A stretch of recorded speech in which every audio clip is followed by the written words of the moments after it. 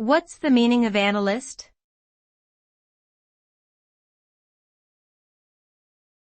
Annalist.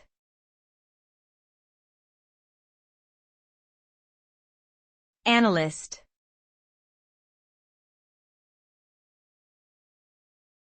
Annalist.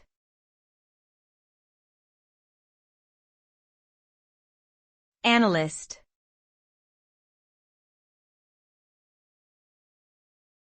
Annalist.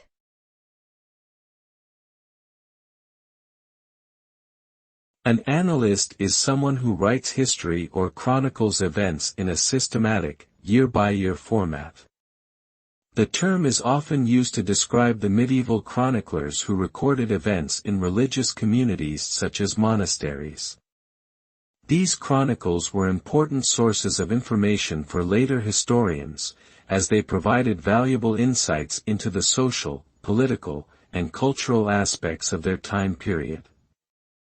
Annalists often wrote in a dry, factual style, but their work remains an invaluable resource for understanding the past.